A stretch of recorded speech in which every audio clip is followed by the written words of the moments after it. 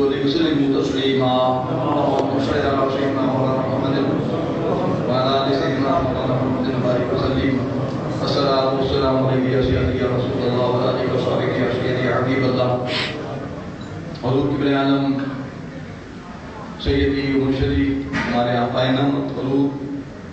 فخر اسلام اور حضرات تعداد تمام افراد علماء کرام میرے برادران طریقت حضور قبلِ عالم نے اپنے دعوت کے وقت بھی تو اس کے بعد بھی معراج شریف کی طرف اشارہ فرمایا اور ظاہر ہے یہ مہینہ معراج شریف کا ہے اور یہ غیر شریف اس سلسلے میں دوبارہ نہ ہوتی ہے اسی وجہ سے اس طرف آپ نے توجہ دلائی ہے اور 10 منٹ میں تو ظاہر ہے کہ اگر احکام معراج شریف کا دیکھا جائے تو 5 منٹ میں بھی کیا ہو جائے گا مگر اللہ تعالیٰ کی یہ بات ارشاد میں لِنُرِيَهُ مِنْ آیَاتِنَا إِنَّهُ هُوَ السَّمِيعُ الْبَصِيرُ لِنُرِيَهُ مِنْ آیَاتِنَا اگر یہ لام علت کا قرار دیا جائے تو مقصد یہ کہ ہم آپ کو اپنی آیات اپنی نشانیاں دکھائیں سبحان اللہ اور اگر ہم واقع معراج کو ابتدا سے دیکھیں تو ابتدا سے لے کر کے انتہا بلکہ وہاں سے واپسی تک اور پھر صفا پر حضور نبی پاک صلی اللہ علیہ وسلم نے بیت المقدس کا رکھ دینا یہ سب کے سب اتنی آیات اس میں جمع اتنی نشانیاں جمع ہیں کہ ہر جگہ پر خدا یاد آتا ہے پتہ لگتا ہے کہ یہ آیتوں من آیات اللہ ہے مثلا یہی دیکھیے کہ جب آغاز ہوتا ہے تو ہمارے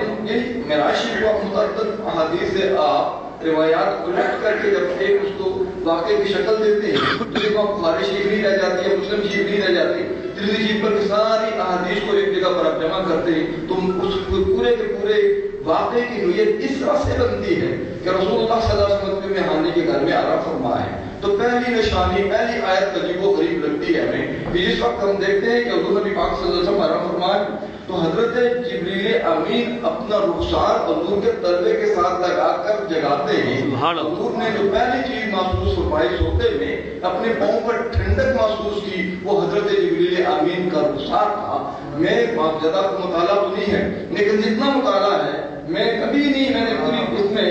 بنو آدم کی تاریخ میں نہیں دیکھا کہ حضرت جبریل علیہ السلام نے اپنا رخسار کسی نبی کے پاؤں پر لگایا ہو کسی اور شخصیت کو یہ شرف عطا کیا ہو اگر یہ شرف عطا ہوا تو ہمارے رسول صلی اللہ علیہ وسلم آگے چلے ہم دیکھتے ہیں کہ وہاں یہ بھی روایت آتی ہے کہ نبی پاک صلی اللہ علیہ وسلم نے وضو وہاں ہی فرمائے اور یہ بھی روایت آتی ہے کہ جب آپ چلے تو کنڈی ہلتی رہی جب واپس تشریف لائے تو بھی وضو کا پانی خشک نہ ہوا تھا اور کنڈی اسی طریقے سے ہل رہی تھی یہ بھی ایک آیات میں سے آیتیں ہیں لیکن اس سے بڑی جو بات ہے جو آدمی کے کلیجے کو ہلا دیتی ہے ہمارے عقیدے کو آج 1400 سال کی بات بھی ثابت کرتی ہے کہ حضور صلی اللہ علیہ وسلم کا شاکرات جبریل امین مجھے لے کے مطاف میں آ گئے کعبہ شریف کے مطاف میں آئے اور مجھے لٹانے کے بعد پھر میرے سینے کو کھولا میرا دل نکالا اور ایک طباق میں رکھا تشت میں رکھا جس کو آب زمزم سے دھویا دھونے کے بعد پھر واپس رکھا اور پھر میرے سینے کو جوڑ دیا حضرت ام المومنین عائشہ صدیقہ رضی اللہ تعالیٰ عنہ فرمایا کرتی تھی کہ میں نے اپنی آنکھوں سے دیکھا نبی پاک صلی اللہ علیہ وسلم کے سینے پر وہ سفید لکیر موجود تھی اس یہ واقعے پر کسی کا اختلاف نہیں ہے کم از کم اہل سنت کا اس واقعے کا اختلاف نہیں ہے کیونکہ یہ بخاری شریف میں بھی موجود ہے اب اندازہ لگا دیجیے کہ اس جو یہ واقعہ ہوا ہے اس واقعے کا راوی کون ہے اس کا راوی کون رسول اللہ صلی اللہ علیہ وسلم نے ایسا تو نہیں وہاں پر کوئی اور 10-20 آدمی دیکھ رہے ہو یہ واقعہ بھی ہوا اور اس کے راوی بھی خود رسول اللہ صلی اللہ علیہ وسلم نے اب اندازہ لگا لیجیے دل نکال کر رکھا جا رہا ہے اور دھویا جا رہا ہے کوئی نائٹ سپورٹ مشین نہیں ہے بلکہ وہاں پر دھویا جا رہا ہے جبریل امین دھو رہے ہیں دل وہاں رکھا ہے میرا رسول کو نگاہ دے دیکھ رہا مسئلہ حل ہو جاتا ہے یہ ہمارا عقیدہ اہل سنت کا کہ دل رسول کی نگاہ کا محتاج ہے دل کی رسول دل کی حرکت کا دھڑکن کا محتاج نہیں ہے دل اگر پار بھی رکھ دیا جائے تو نبی کی حیات پر کوئی اثر نہیں پڑتا اگر ہم اس سے آگے چلتے ہیں یہ بھی اللہ تعالیٰ کی نشانیوں میں سے ایک ایسی نشانی ہے جو قیامت تک رہے گی اور دنیا میں کوئی ایسا ریکارڈ نہیں ہے پورے بنو آدم نے کہ کسی انسان کا دل اس کے سینے سے نکال کر اللہ کا رکھ دیا جائے اور وہ بندہ پھر بھی ہم اسے دیکھتا رہے صرف دیکھتا ہی رہے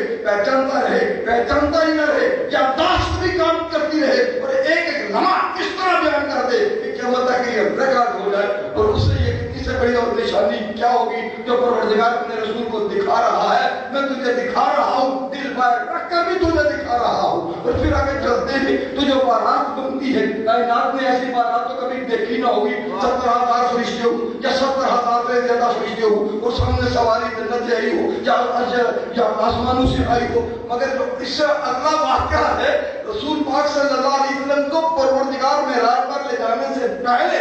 अल्लाह ताला ये करता है कि मक्का शरीफ से हुजूर को मदीना शरीफ ले जाता है। ये कितनी बड़ी निशानी है। अभी मदीना शरीफ का कोई नाम नहीं है, अभी कोई इस तरह से कोई बातें नहीं हुई है, ऐसा कोई वाक़या पहले नहीं है। मदीना को कोई मदीना नहीं कहता, बल्कि मदीना को तो यशरब कहते हैं। मगर जिब्रील अमीन लेके जाते हैं, रसूल पाक से कहते हैं या रसूल अल्लाह उतरिए। देखा उतरे, बुराक उतर गया, अबू बकर भी उतरे, रसूल का 2 नफल पढ़िए। कहते सुभान अल्लाह, 2 नफल पढ़े। यहाँ कौन सी बात है, काबा शरीफ को पीछे छोड़ के आए थे, यहाँ ना 2 नफल क्यों पढ़े? हाँ बेटा रसूलुल्लाह, ये आपके हिजरत की जगह है, यही है जो मदीना मुनव्वरा बनेगा। अपनी जबान में अगर मैं कहूँ तो मक्का शरीफ यकीनन वहाँ है, काबा शरीफ यकीनन वहाँ है, लेकिन अहले दिल का किबला, अहले दिल का काबा मदीना मुनव्वरा बन के रहेगा। हुजूर नबी पाक कितनी बड़ी निशानी है। क्या अभी वो हिजरत की जगह बनी नहीं, मुजस्सर मदीना बना नहीं, मेरे रसूल वहाँ पर 2 नफल पढ़ रहे। जब ये वाक़या पढ़ रहा था तो मुझे यकदम एक मौलवी साहब याद आया। कहता है देखिए भी हज किसको कहते हैं, इन अरकान को कहते हैं। वहां से गए, मैं भी ऐसा किया। मैं जद्दे से गया, सीधा सारा मक्का में गया, इहराम मैंने वक़ाफ़ किया, फिर इहराम मैंने बांधा, और फिर हज किया। हज करने के बाद फिर मैंने वापस में विदा किया, मैं वापस में जद्दे में आ गया, मैं वापस में घर में आ गया। राजा बाजार की बात है, मुझे पता मेरा हज हुआ कि नहीं, अरकान हज अदा हो गए, मेरा हज हुआ कि नहीं। सब बोलने वाली ये हज तो हो गया, इसलिए कि अरकान हज अदा हो गए। मैं उस वक्त सोच रहा था मौलवी साहब तुम्हारा हज तो हो गया, मगर मदीना मुनव्वरा के हज से मालूम होकर तू हज की बरकत से फिर मालूम रहा। मेरे रसूल को तो हज की फर्जियत से पहले, उम्रे के इसकी सुन्नत बनने से पहले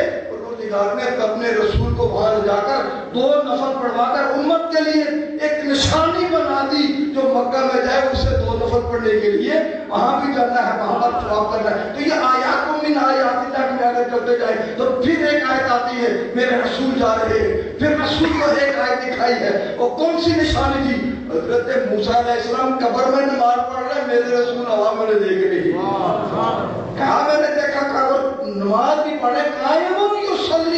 ही खड़े होकर नमाज पढ़ रहे हैं, वो हयात भी देखी, नमाज भी पढ़ रहे हैं। और अगर ऐसे दिल का तर्जुमा किया जाए कि जब रसूल की सवारी गुजरी, हजरत मूसा अलैहिस्सलाम बड़े मोहब्बत के पैकर हैं, कभी दुआएं करते रहे या रब्बुल आलमीन इस यहूदी कौम का नबी बनाने की बजाय मोहम्मद मुस्तफा का उम्मती बनाया होता। अब जब उस मोहम्मद मुस्तफा की सवारी करने लगी, मेरे मूसा अलैहिस्सलाम ने कहा ये लम्हे फिर कब मिलेंगे? कब्र से खड़े होकर सलातो व सलाम अलैका या रसूलल्लाह कहते, ये भी तो सलात है, ये नबी पर सलात पढ़ दे, ये भी तो सलात के माना में आता है, युसल्ली में आता है। क्या अलग बात है कि उसके आगे जाकर मजबूर की तरकीब में बात करें, तो ये एक अलग मसला है। मगर मेरे रसूल सल्लल्लाहु अलैहि वसल्लम ने वो निशानी भी देखी, हवा में गुजरते हुए कब्र के मंजर को जो मुलाहजा फरमा सकते हैं, वो मदीना मुनव्वरा में बैठकर भी हमारे मंजर को देख सकते हैं,